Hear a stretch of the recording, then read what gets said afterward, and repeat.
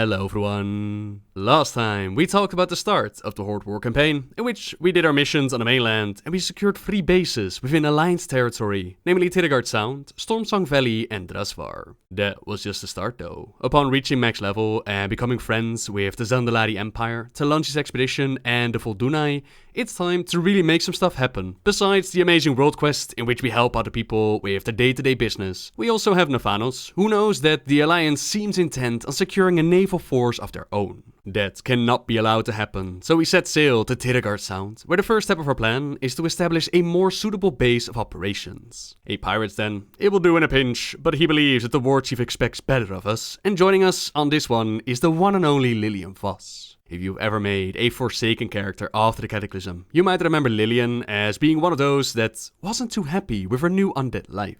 She ran away, trying to reclaim her life of old, only to find that her father and the Scarlet Crusade, they don't take too kindly to the undead.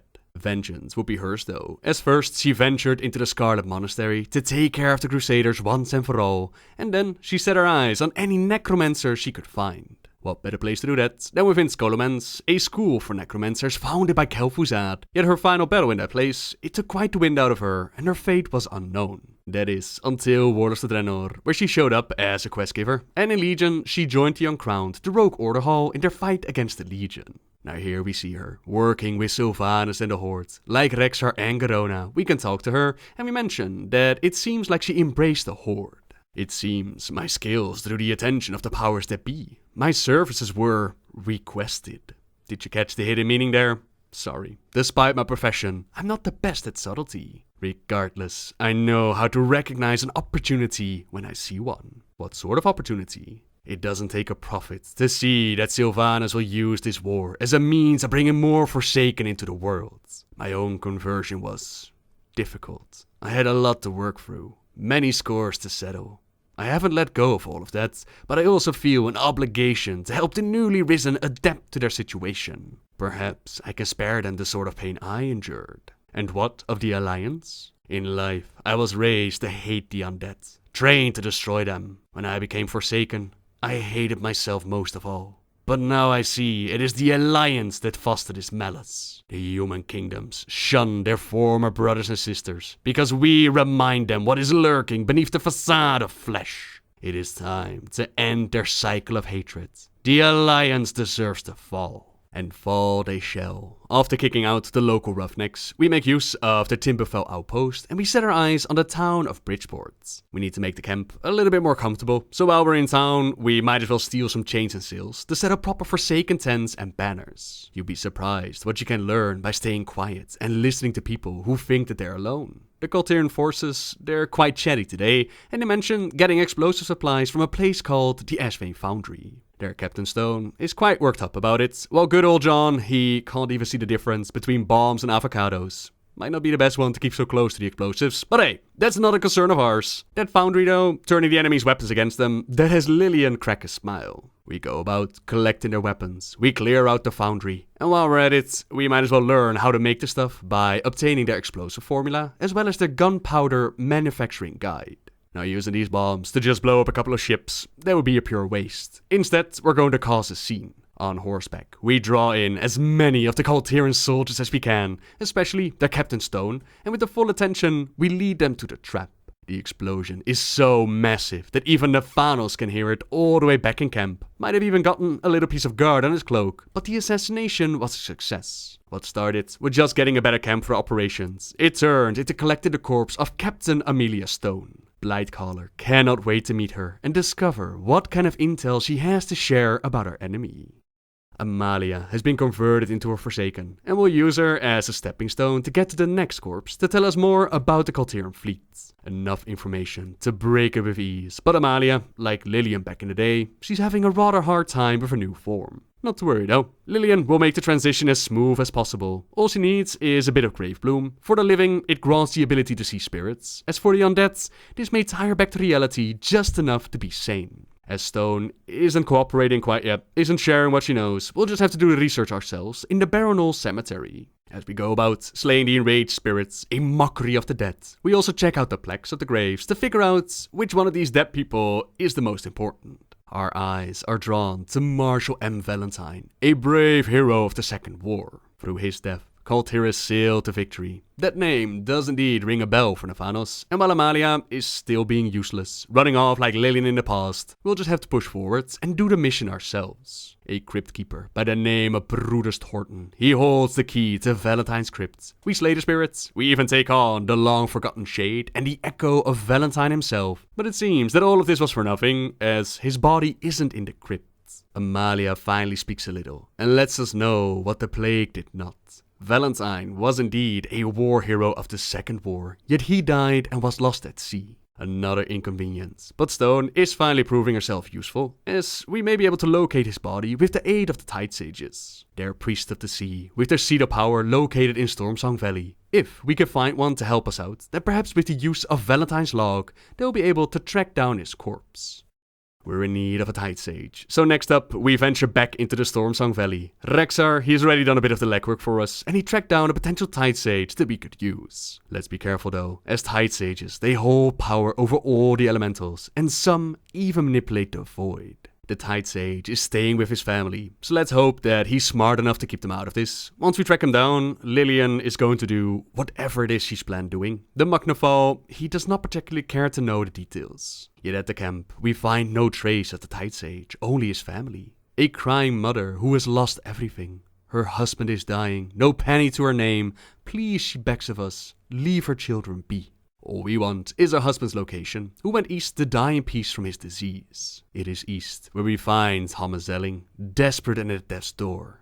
The void, the elements, can nothing stop this damned disease? Why did it have to end like this? And then Lillian shows up, one of the Forsaken. Perhaps it's a sign. Thomas becomes very interested in what's it like to be turned into undead. You change, right? Surely being turned into a Forsaken, surely that means that you leave behind any diseases? The Tide Sage seems way more interested in his own well-being and the safety of his family, but that might be the perfect angle that we could use to make him help us out. Let's have him prove himself to the Horde, then we can talk. So Thomas, he needs us to go into the Sage Hold and pick up his book of forbidden magics. While we're down there, we might as well show their forces what happens to those who take up arms against the Horde by slaying a whole bunch of them. While Lillian has a rather interesting item in her possession, a horn that is able to summon the Valkyr.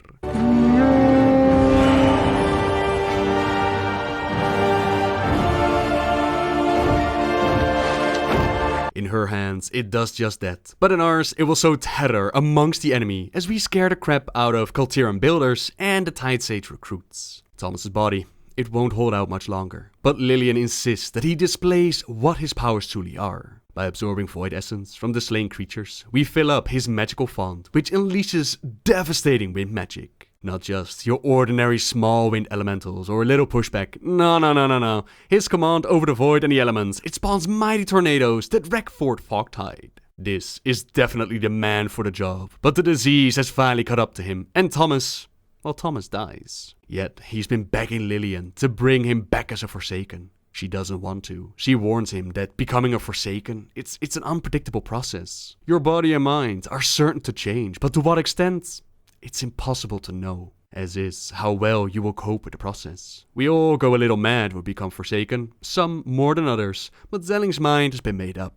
He will do anything to help his family. Again, she warns him, he'll be shunned if he becomes one of them. You'll look into the mirror and all you'll see is a monster. Pieces of you will actually die, but the Tide Sage, he's ready to damn his soul for all eternity, if it means his family's happiness. She doesn't have to do it. There are other Tide Sages that we could find. His family will not accept him. You know this, Rexar tells her, but Lillian is willing to take the gamble. Maybe it can be different. Just this once. Kira the Valkyr is summoned, and Thomas is brought back as a Forsaken. Delighted, he runs off to see his family again. Now Rexar, he doesn't need to see this. He knows how this will end. And as expected, his family isn't too happy with the Forsaken that walked into their camp.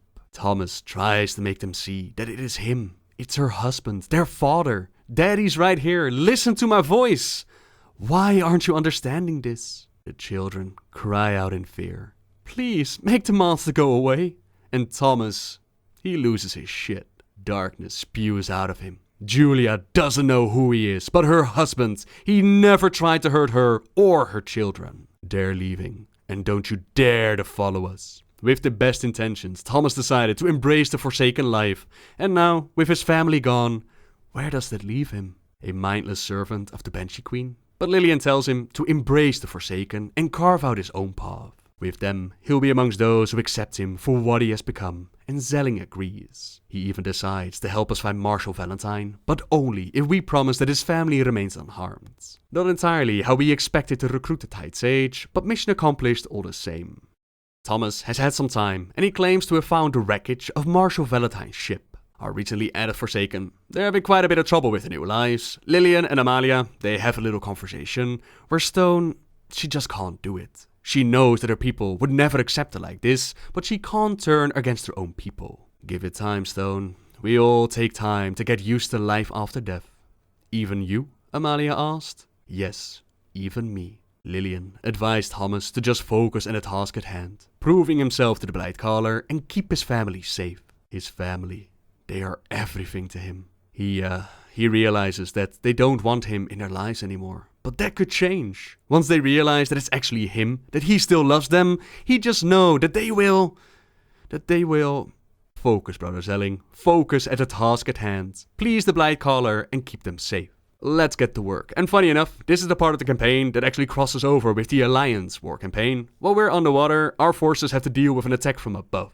That doesn't mean that our adventures down with its weather, that they're much safer. As the light on our helmet, it attracts rather vicious creatures of the deep, like colossal whale sharks, that have no trouble instantly snuffing out our lives. We'll have to be careful not to attract their attention while we scout out the vessels in search for our body. Some of them are quite decomposed, while their clothes are perfectly fine, while others, they look like they just died mere minutes ago. But that is definitely not the case, as we're searching around the vessels of a Kul Tiran fleet that was destroyed during the Second War, during the time of the first Horde invasion of Azeroth. Back then, Admiral Dalen Proudmoore, member of the Alliance of Lordaeron, he boldly led his forces in battle against the Orcs. We see the vessels Fathom Dasher, Song Swallow, Gale's Reprieve, Drustvaria and Pride of Tiragarde. It was on that last vessel where his own firstborn son, Derek Proudmoore, he sailed with his father and fought over the fate of Azeroth. Their skills in the high seas were unmatched, yet the Horde at the time, they managed to enslave the Red Dragon Alexstrasza, and by extension, her entire dragonflight. On the wings of the Red, flames and death came from above, which decimated the Kul Tiran forces, including Derek Proudmoore. Dalen did survive the encounter, and with the aid of the Wildhammer dwarfs, they were able to fight back, but his son was lost beneath the waves. Was lost until now, of course. After battling with an undead red dragon, we find not only the corpse of Marshal M. Valentine, who was the captain of the Pride of Tiragarde, we also find the body of the Crown Prince of Kul Tiran, son to Catherine, brother to Jaina and Tendrit. We bring Nephanos the body of Derek Proudmoore. We almost make his job too easy. Now the Alliance attack, it destroyed our other ship, so it's best to get out of here as quickly as we can. We've gathered all the pieces. Next time the Nephanos calls upon us, it will be time to strike against Borellis, the Kul Tiran capital. Go with honor. For the Horde, the Blightcaller says. For the Dark Lady. And so, our final mission can begin. We're not going to resurrect Derek quite yet. Instead, we'll just hang his corpse out to dry, to piss off the Kul Tiran forces and draw them out. Valentine has been sent to Borellis to get a message to Lady Proudmoore. We have your son. With her rage turned towards us, her Proudmoore elites are sent out in an attempt to retrieve Derek's body. We fly out to kill most of them, to make sure that they stay out of the way of our real mission. Our real mission, which is to infiltrate the heart of the Kul Tiran capital Borellis and steal a powerful Tide Sage artifact, which is known as the Abyssal Scepter. It's an artifact of immense power over the sea. With it, we'll be able to gain quite the advantage over the Kul Tiran fleet. Makes you wonder why they didn't use it themselves, besides potentially using it to summon the tentacles back in Stormsong Valley. Either way, with a helpful portal from Oculus, we join Thomas in acquiring the scepter. While we're in the monastery, we might as well kill the Tide Sages that have been giving themselves into dark magics and reclaim tomes of Tide Sage research, as these betrayers, they're clearly not worthy of the knowledge. But our real objective, that is of course the artifact, locked behind a ritual, and we're going to need 3 components held by 3 separate lieutenants spread across the compound. The Compass of Clarity, which grants the holder the blessing of clear navigation. the Curio of the Depths, a conduit for channeling the power of the sea, and the Key of the Sea, the heart of an elemental, a common reagent in Tide Sage rituals. It's nice and quiet in the monastery today, as practically the whole navy is out trying to reclaim Derek's body. With the components gathered, Thomas, he does his thing, he says the right words while we keep him safe, and we unlock the Abyssal Scepter, one of the most cherished of the Tide Sage artifacts. In the correct hands, it grants its user great power over the sea. Not only will this be a boon for the Zandalari Armada, but also a detriment to that of the Kul Tirans. Oculus portal that allows for a quick escape. But back at base, we find out that we have a visitor. General Kadarin, he wants to make a trade. He wants to trade Valentine for Derek. But Nephanos doesn't care, despite the great lengths that we went through just to get a stupid messenger out of the water. He let the general kill Valentine, and then he tells us to take care of this nuisance. He doesn't even lift a finger in the fight, and it might be that Lillian was supposed to show up to help you out. Either way, the general goes down, and our mission was a success. We have the Abyssal Scepter. Let's see what this baby can do.